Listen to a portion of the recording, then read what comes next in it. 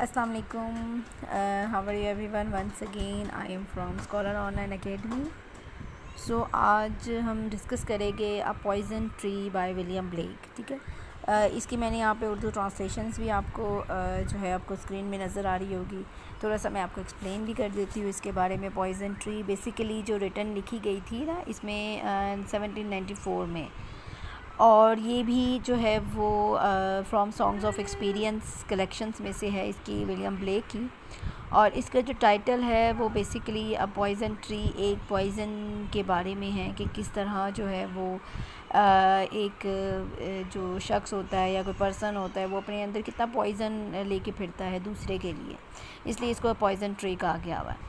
और ये जो थीम्स इसकी पोइम की है वो बेसिकली डिसीट है, रिवेंज है, धोखा है, बदला है, फॉलन स्टेट ऑफ मैनकाइंड, कि इंसान की जो मैनकाइंड है वो किस तरह फॉलन हो जाती है, गिर जाती है कि इंसान अपनी हैसियत से। और यहाँ पे इसमें जो है पोइम कंसिस्ट ऑफ 4 स्टैंजा है, इसमें 4 लाइन्स है जिसमें ए बी बी इसकी राइमिंग स्कीम बन रही है। ठीक है, और इसके अलावा मैं ऐड करना चाहूँगी कि इसमें जो है वो कंट्रास्ट दिया हुआ है फ्रेंडशिप का और एनिमी का, एक लव एंड हेट का दिया हुआ है, ट्रस्ट और डिसीट का। ये 3 कंट्रास्ट है जिसमें हम नज़र आएगा, जिसमें दोस्ती, दुश्मनी, लव और हेट होगा, और ट्रस्ट और डिसीट, एक जो ट्रस्ट करते हैं दूसरे पे भरोसा करते हैं और एक हम धोखा देते हैं। ठीक है, let's start.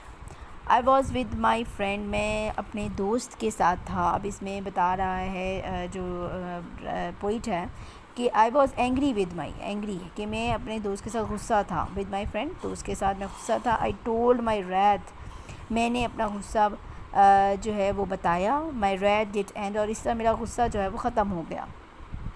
I was angry with my foe, अब यहाँ पे देखो कि अब दोस्त के साथ तो उसका गुस्सा था, ठीक है, फिर उसने उसको डिस्कस किया कि यार मैं गुस्से में हूँ इस तरह, और इसके बाद गुस्सा दोनों का बातचीत करके ख़त्म हो गई, ये दोस्ती बताई गई है।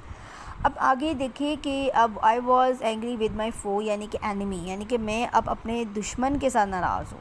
और आई टोल्ड इट नॉट, मैंने उसको नहीं बताया। माई रेट डिड ग्रो, और इस तरह मेरे जो गुस्सा है वो अंदर ही अंदर ग्रो करता गया।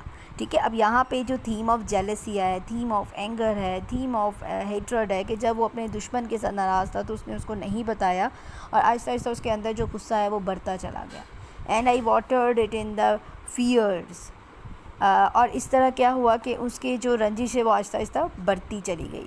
और इसमें जो है वो night and morning with my tears, और दिन रात जो है वो इसकी जो आंसू थे, यानी कि उसके आंसू किस में बदल के कहते हैं ना कि गुस्से के, तो यही इसमें यहाँ पे ज़िक्र किया गया है कि कशीदगी की वजह से वो बहुत ज़्यादा उदास था। ठीक है, और इसके अलावा जो है वो and I sunned it with smile, अब वो यहाँ पे देखो कि यहाँ पे इसकी स्कीम शुरू हो गई है कि वो एक जो है वो प्रिटेंड ऐसे करता था कि वो उसके सामने खुशी महसूस करता था, लेकिन अंदर ने इंटरनली जो था वो एक उसके अंदर गुस्से की लहर थी और उसके अंदर एक जेलसी थी। एंड विद सॉफ्ट डिसीटफुल वाइल्स, अब सॉफ्ट क्या मतलब है, बड़े सॉफ्ट से डिसीटफुल, एक डिसीट होता है धोखा देना, ठीक है, वाइल्स जो ट्रिक्स जो खेलते थे, यानी कि उसने एक ट्रिक खेला, यहाँ पे चालें इस्तेमाल करना शुरू कर दिया और इसको जाहिर ऐसे किया था कि जैसे वो उसका दोस्त है और दुश्मन की तरह जो है वो उस पर मुस्करा कर देखने लगा।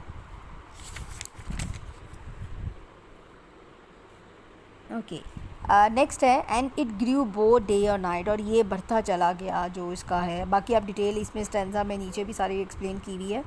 तो अब ये बढ़ता चला गया बोथ डे और नाइट, दिन रात दोनों में, till it bore an apple bright. अब यहाँ पे एप्पल को आप देखिए कि यहाँ पे एक एप्पल को इसने जो है वो किया हुआ है, जहाँ पे हम ये पढ़ते हैं ना जिसमें हज़रत हवा के किस तरह उनको मना किया गया था कि उसने नहीं खाना, और फिर शैतान की जो चालों की वजह से क्या हुआ था वो खा लिया। अब यहाँ पे एक वही जन्नत के बाग में टेम्पटेशंस दिखानी है, वहाँ पे ये एक जो है ना हवाला दिया गया है। और and my foe beheld it shine, अब यहाँ पे क्या है कि मेरा जो फ़ो है, मतलब कि मेरा जो दुश्मन है, अब दुश्मन की बात यहीं पे हो रही है। बिहेल्ड इट शाइन, ऐसा लग रहा है लुक्ड इट शाइनी, यानी कि शाइन की तरह लगता है। And he new that it was mine, और उसको पता था कि ये मैं ही था। यानी कि एक ऐसा दिन आएगा, इसमें तबसा निगार को अपना सबसे अच्छा दोस्त समझना शुरू कर दिया। और यहाँ इस्तेमाल होने वाला जो लफ्ज़ है एप्पल, हमें जन्नत के बाग के बहकावे वाले वाक़े को याद कराता है। ठीक है, यानी कि जिस तरह वो बहकाता है उसको, और इस तरह वो उसके रंज में जो है वो भूल गया और इस तरह उसके दलदल में तमाद के धंसता चला गया। And into my garden stole. अब यहाँ पे देखो कि किस तरह उन्होंने बताया हुआ है कि गार्डन स्टोल। एंड अब third stanza, and into my garden stole, यानी कि अब गार्डन से स्टोल होता है चुराना। अब क्या हो गया, अब इसका एंड का प्रोसेस आ गया, जब उसने अपने दुश्मन को जो है वो उसको एंड तक पहुंचाना है और उसको जो है वो मारने का प्लानिंग जो उसने अपने अंदर साजिश कर रहा है, अब वो क्या है उसका एंड देखते हैं।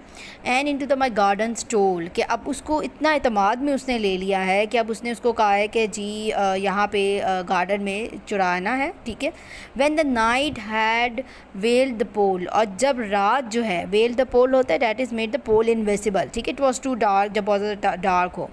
इन द मॉर्निंग, ठीक है। अब वहाँ पे इसने क्या किया है, उसको बताया, एतमाद में ले लिया और उसको फांसने के बाद उसने कहा है कि जहरीला सेब चुराने का मौका फराहम कर दिया कि रात के टाइम। अब क्या हुआ है कि जी इन द मॉर्निंग, सुबह में, ग्लैड, खुश हुआ, ऐसी मैं देख के, माई वो जो मेरा जो दुश्मन है वो आउटस्ट्रेच्ड बीनीथ द ट्री, और वो क्या है जो है वो दरख्त के नीचे जो है ना वो आउटस्ट्रेच्ड है, मतलब कि लेटा हुआ है ग्राउंड में, ठीक है। इसका मतलब है कि वो जो है वो मर चुका है। कि अगले दिन जब तबसरा निगार ने दरख्त के नीचे अपने दुश्मन को मरा हुआ पाया तो उसकी खुशी का कोई ठिकाना ना था। यहाँ पे अगर हम एक देखते हैं कि नरेटर जो पोइट है, हमें पोइट जो है वो एक बताना हमें ये चाह रहा है कि किस तरह उसने एक ट्रिक्स खेला है, कि किस तरह दुश्मन जो है वो ट्रिक खेलते हैं कि वो अंदर से कुछ होते हैं, इंटरनल कुछ है, आउटसाइड में जो है वो कुछ होते हैं, और उसने किस तरह जो है वो एक डिसीटफुल एक जो है वो विल्ट यानी कि धोखे से उसने ट्रिक्स खेले हैं, जो जिसकी वजह से क्या हुआ है कि ये एक जो है वो उसने उसको मौत के जो है वो घाट उतार दिया।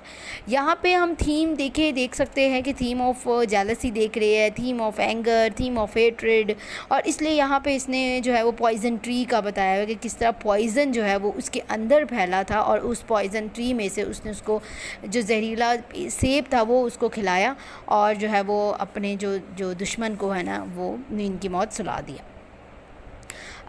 इसमें इसके अलावा जो है वो मैं ऐड करना चाहूँगी कि यहाँ पे अगर हम देखते हैं कि एनालिसिस अगर इस पोइम का हम देखें तो इसमें एक टची सा आ जाता है कि किस तरह एक ये पेनफुल सिचुएशन आ जाती है कि जब कोई किसी से इंतकाम लेता है तो वो कितना ज़्यादा जो है वो पॉइज़न उसके अंदर फैल जाता है और कितना ज़्यादा जो है इंतकाम लेने की वो कोशिश करता है। तो यही विलियम ब्लेक का जो है वो मेन जो सॉन्ग ऑफ एक्सपीरियंसेस में उसने जो है वो एक पोइम जो है वो आपको सामने रखी है। आई होप ये आपको अच्छी तरह समझ आ गई होगी। तो इंशाल्लाह नेक्स्ट टाइम फिर एक और पोइम के साथ मैं आऊँगी। और टेक केयर, अल्लाह हाफ़िज़।